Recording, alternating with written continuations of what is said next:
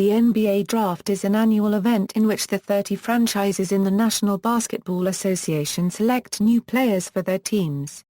Eligibility rules for prospective players have changed several times during the history of the league from a lot of different things.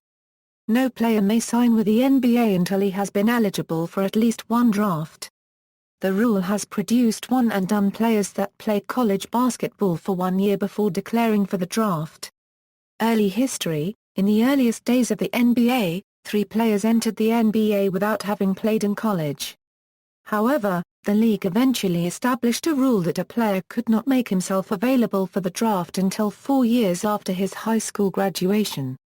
Hayward v. NBA. The first major challenge to the NBA's eligibility rules came from Spencer Hayward. He graduated from high school in 1967, at a time when college freshmen were not allowed to play varsity sports for NCAA member schools. He played 1 year at a Colorado junior college, followed by a season at the University of Detroit. After the 1968-69 season, he left college for the NBA's rival at the time, the ABA, which had no rule restricting college underclassmen from entering the league, and had a spectacularly successful rookie season with the Denver Rockets, being named the ABA's Rookie of the Year and MVP.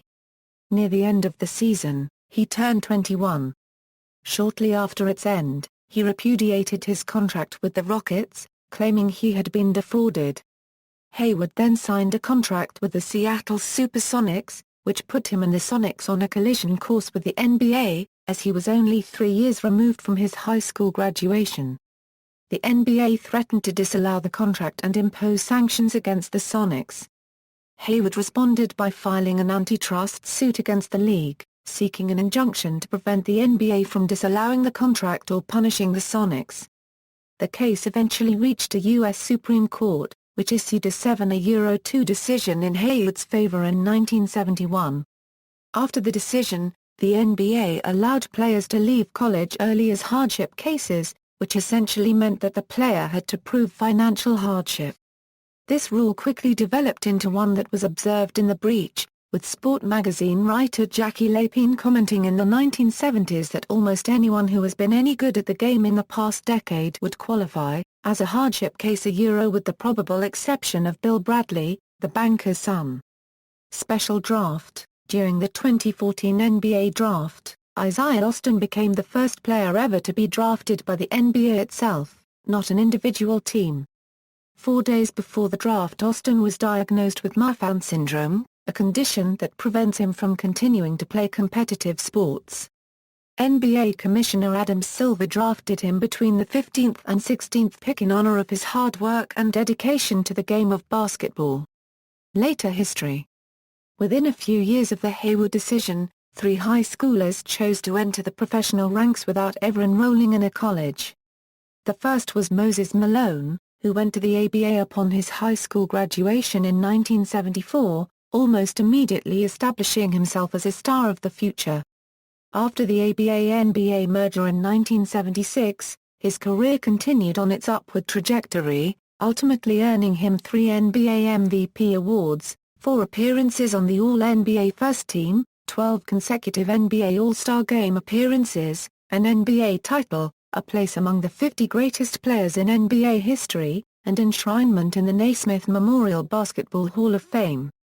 In 1975, Darryl Dawkins and Bill Willoughby both went to the NBA from high school.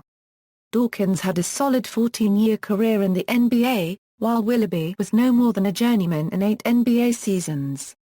These players were greatly outnumbered by college underclassmen who chose to leave early for the NBA.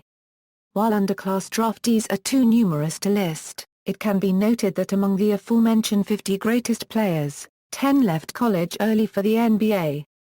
After Dawkins and Willoughby, no high school player went directly to the NBA for 20 years, although Lloyd Daniels and Shawn Kemp went to the NBA without having played college basketball. That would change in 1995 with the arrival of future NBA MVP Kevin Garnett, who was selected 5th overall. The following year, another future MVP and Kobe Bryant and a future All-Star and Jermaine O'Neal were first-round picks out of high school. Most years after that saw at least one, and often more, high schoolers drafted, most notably Tracy McGrady, Quayne Brown, Annalise Stoudemire, LeBron James, and Dwight Howard. However, the influx of high schoolers caused considerable controversy. When the NBA and its players' union negotiated a new collective bargaining agreement in 2005, NBA Commissioner David Stern publicly called for a higher age limit of 20, stating that he wanted the league's scouts and general managers out of high school gyms and that too many young urban Americans incorrectly saw the NBA as a sure path to fame and financial security. Most of the players were opposed to an age limit. Jermaine O'Neal was perhaps the most strident critic, accusing the NBA of racism. Ultimately, the union reluctantly agreed to an age limit of 19, accepting it in exchange for tweaks to salary cap rules that were favorable to the players' interests. The current eligibility rules were established under the NBA's 2005 collective bargaining agreement, which expired in 2011, resulting in a lockout. The new CBA, approved in December 2011, made no changes to the draft rules, but called for the NBA and its players' union to form a committee to discuss draft-related issues. The basic rules that started in the 2006 draft are, all drafted players must be at least 19 years old during the calendar year of the draft. To determine whether a player is eligible for a given year's draft, subtract 19 from the year of the draft. If the player was born during or before that year, he is eligible. Any player who is not an international player, as defined in the CBA, must be at least 1 year removed from the graduation of his high school class. The 1 year out of high school requirement is in addition to the age requirement. For example, although O.J. Mayo turned 19 in November 2006, 6 months before his high school graduation, he was not eligible until the 2008 draft, a year after his high school class graduated. Stern stated the rules were business-related and not a social program, citing the need to see players perform against higher competition before they are evaluated for valuable draft picks. The rule effectively mandated that players spend at least 1 year in college. High school players who would otherwise have jumped directly into the NBA were instead playing in college for the required year before leaving and entering the draft, a phenomenon known as one and done. There are a lot of colleges that are directly known for this phenomena. The University of Kentucky has been making a name for itself under this rule. Many of their players play the one mandatory year and then leave after their freshman year and go straight into the draft. This is also common among other schools with big-name basketball programs. The NBA Development League is one alternative to college. Players can earn 5-figure salaries, but the level of competition is possibly lower than in the Division I level in college. Some players, most notably Brandon Jennings, have also played overseas in lieu of college. Automatic eligibility players whose 19th birthday falls during or before the calendar year of the draft, are at least 1 year removed from the graduation of their high school class, and who do not meet the criteria for international players are automatically eligible if they meet any of the following criteria: they have completed 4 years of their college eligibility. If they graduated from high school in the U.S., but did not enroll in a U.S. college or university, 4 years have passed since their high school class graduated. They have signed a contract with a professional basketball team outside of the NBA, anywhere in the world, and have played under that contract. You also must be released from your contract before you can leave college to go to the NBA. Those who have reached the minimum eligibility age of 19 and meet the criteria for international players are automatically eligible if they meet any of the following criteria: they are at least 22 during the calendar year of the draft. They have signed a contract with a professional basketball team outside of the NBA within the United States, and have played under that contract. Early entry player players who are not automatically eligible but wish to be drafted must declare their eligibility no later than 60 days before the draft. After this date, early entry players may attend NBA pre-draft camps and individual team workouts to show off their skills and obtain feedback regarding their draft positions. Under the CBA, a player may withdraw his name from consideration from the draft at any time before the final declaration date, which is 10 days before the draft. However, The NCAA adopted a rule that took effect in August 2009 that requires players at its member institutions to withdraw no later than May 8 to retain their college eligibility. The first draft affected by this rule was the 2010 draft. In 2011, the NCAA further shortened its timeline for players to withdraw and retain eligibility. The deadline now falls one day before the start of the spring signing period for men's basketball, which occurs in April. A player who declares for the draft will lose his college eligibility, even if he is not drafted. If any of the following is true, the player signs with any agent. The player has declared for and withdrawn from a previous draft.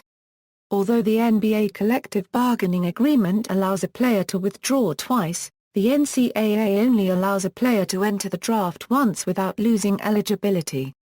Definition of international players equals. The CBA defines international players for draft purposes as those who meet all of the following criteria: permanently reside outside of the U.S. for at least 3 years before the draft while playing basketball outside of the U.S. Have never enrolled in a U.S. college or university. Did not complete high school in the U.S. Note that this definition is very different from what the NBA uses in listing international players on its team rosters. For that purpose, the league defines an international player specifically as one born outside the 50 United States or the District of Columbia. Reaction of high school players in the third annual High School Hoops magazine, the players weighed in on the subject of the new rules regarding draft eligibility. Many of them felt that it was unfair. Kansas State freshman Bill Walker said, "I'm against it. I don't see why you have to be 19 to play a game of basketball when you can be 18 and go to war for our country and die. It's ridiculous." Jared Bayless said it's not fair at all. "If a tennis player can go pro at 13, I don't understand why a basketball player can't go pro at 18. A possible number 1 pick out of high school, had the rule not been put in place, was Greg Oden. When asked about the agreement he said it's unfair, but it's over with now, so there's no reason to complain." In spite of the claims that the rule is unfair, Wayne Ellington of North Carolina said that I also think it's going to help the league a little bit. Some guys who come in, like from this year's draft, it will help. Brandon Wright said that it may hurt guys who need money, but it will help people grow and develop.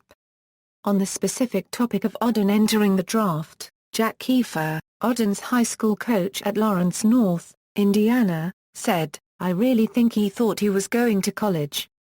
He seems to be more at ease with himself right now. I think the stress came with worrying about the NBA." While a lot of high school players just accept that this is just how it is, some object to this rule. They say that it puts excess stress on them because they start being recruited in their junior year of high school. If they have a bad season, it could ruin their chances to get into college and therefore into the NBA. It can also be stressful picking a college to play at, which can be unneeded stress if a player decides to leave after only 1 year. Proposed 2015 changes for college underclassmen in March 2015, following a series of meetings that began at the 2014 Men's Final Four, the NBA, NCAA, and the Trade Association for College Men's Coaches, the National Association of Basketball Coaches, announced a plan that would give college underclassmen a better opportunity to make an informed decision about their NBA status than the then current system. Under this plan, the NCAA would no longer automatically treat entry into the draft as forfeiture of remaining college eligibility. Instead, it would allow underclassmen to withdraw from the draft in late May, about 5 weeks after the now current deadline, and retain their remaining eligibility.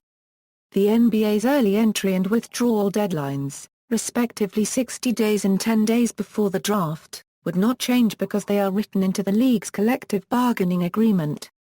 The NBA would expand its invitation-only draft combine, currently held in Chicago, to include players with remaining college eligibility.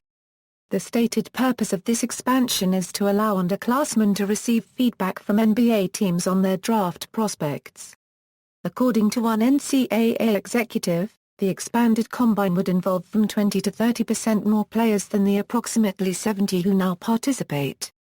The NCAA rule change was formally presented by the NCAA Men's Basketball Oversight Committee on June 24, 2015, and will be voted on by the NCAA membership in January 2016. If approved, the new rule would take effect for the 2016 draft. Notes and references.